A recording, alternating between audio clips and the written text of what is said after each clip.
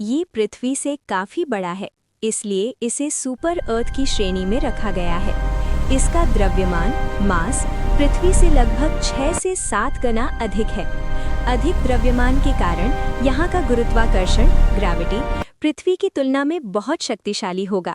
यदि आप वहाँ खड़े हो सके तो आपका वजन पृथ्वी के मुकाबले 2 गुने से भी ज्यादा महसूस होगा। चूंकि ये ग्रह अपने तारे से थोड़ी दूरी पर है, वैज्ञानिकों का मानना है कि वहाँ जीवन के लिए एक घने वायुमंडल की आवश्यकता होगी। यदि वहाँ कार्बन डाइऑक्साइड जैसा घना वायुमंडल है तो ग्रीन हाउस प्रभाव के कारण सतह का तापमान इतना गर्म हो सकता है कि समुद्र और बारिश संभव हो सके। ग्लीसे 581d अपने तारे ग्लीसे 581 के हैबिटेबल जोन के बाहरी किनारे पर स्थित है। ये वो क्षेत्र है जहां तापमान इतना संतुलित होता है कि ग्रह की सतह पर पानी तरल अवस्था यानी लिक्विड स्टेट में रह सकता है। अंतरिक्ष की दूरियां इतनी विशाल हैं कि हम किलोमीटर की जगह प्रकाश वर्ष यानी लाइट ईयर्स का उपयोग करते हैं। वॉयेजर 1 की गति लगभग 17 किलोमीटर प्रति सेकंड यानी करीब 61,200 किलोमीटर प्रति घंटा है। ये हमें बहुत तेज लग सकता है, लेकिन ब्रह्मांड के पैमाने पर ये एक चींटी की चाल जैसी है। तुलना के लिए आज से 3 लाख साल पहले पृथ्वी पर आधुनिक मानव होमो सेपियंस का उदय हो रहा था। यानी जितनी पुरानी हमारी प्रजाति है उतना ही समय वहां पहुंचने में लगेगा। यदि हम छोटे नैनोक्राफ्ट को प्रकाश की गति के 20% पर भेज सकें तो हम ग्लीजे 581d तक लगभग 100 साल में पहुंच सकते हैं। मान लीजिए कि कोई यान वहां पहुंच गया और उसने वहां से पृथ्वी पर एक नमस्ते का रेडियो संदेश भेजा। वो संदेश भी प्रकाश की गति से चलेगा। उसे पृथ्वी तक पहुंचने में 20 साल से ज्यादा का समय लगेगा। यानी आपकी बात का जवाब आने में ही 40 साल बीत जाएंगे। प्रॉक्सिमा सेंटारी बी ये हमारे सौर मंडल के सबसे निकटतम तारे प्रॉक्सिमा सेंटारी की परिक्रमा कर रहा है। दूरी केवल 4.2 प्रकाश वर्ष दूर। चुनौती ये अपने तारे के बहुत करीब है, जिससे वहाँ खतरनाक रेडिएशन यानी विकिरण का खतरा रहता है। लेकिन अगर वहाँ मजबूत चुंबकीय क्षेत्र हुआ तो जीवन पनप सकता है। अगर हम पृथ्वी के 4.5 अरब साल के इतिहास को देखें तो जीवन का अधिकांश समय केवल सूक्ष्म जीवों यानी बैक्टीरिया और आर्किया के पास रहा है।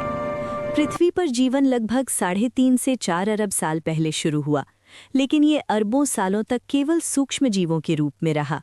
इंसान और बड़े जानवर तो बहुत ही हाल के समय में आए हैं। इसलिए संभावना अधिक है कि यदि हमें किसी दूसरे ग्रह पर जीवन मिलता है तो वो अपने विकास के प्रारंभिक चरण यानी माइक्रोबियल स्टेज में ही होगा। दूसरे ग्रहों की परिस्थितियां बहुत कठोर होती हैं। वहां बहुत अधिक गर्मी, ठंड या रेडिएशन हो सकता है।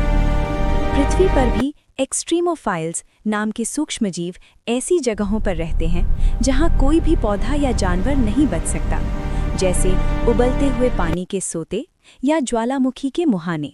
कोशिकाओं का मिलकर एक जटिल शरीर जैसे मछली या पेड़ बनाना एक बहुत ही दुर्लभ और कठिन प्रक्रिया है, जिसे होने के लिए करोड़ों साल तक स्थिर वातावरण चाहिए। सूक्ष्मजीव सरल होते हैं और वे जल्दी विकसित और अनुकूलित यानी अडैप्ट हो सकते हैं।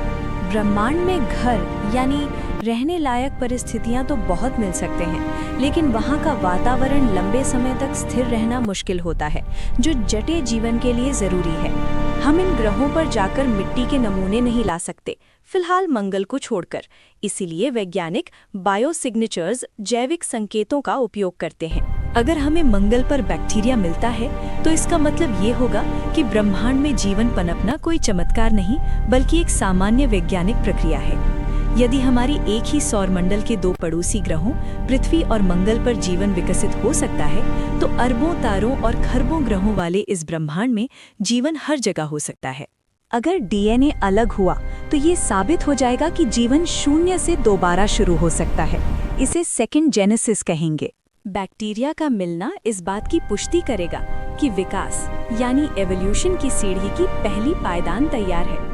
जहाँ बैक्टीरिया है वहाँ करोड़ों साल बाद बुद्धिमान जीवन भी बन सकता है। इससे हमारी ये तलाश और भी तेज हो जाएगी कि कहीं और कोई सभ्यता भी मौजूद है या नहीं। ज्यादातर खगोल शास्त्री मानते हैं कि हमें बुद्धिमान जीवन मिलने से पहले सूक्ष्म जीव ही मिलेंगे। ये एक लिटमस टेस्ट की तरह होगा। अगर हम एक बैक्टीरिया को संभाल पाए और उसे समझ पाए, तभी हम एक विकसित सभ्यता से मिलने के लिए मानसिक और वैज्ञानिक रूप से तैयार होंगे। एक बैक्टीरिया की खोज किताब का पहला पन्ना खोलने जैसा होगा। भले ही वो बोल ना सके या रॉकेट ना बना सके, लेकिन उसका अस्तित्व ही हमारे अस्तित्व के बारे में सबसे बड़ा सच बयान कर देगा।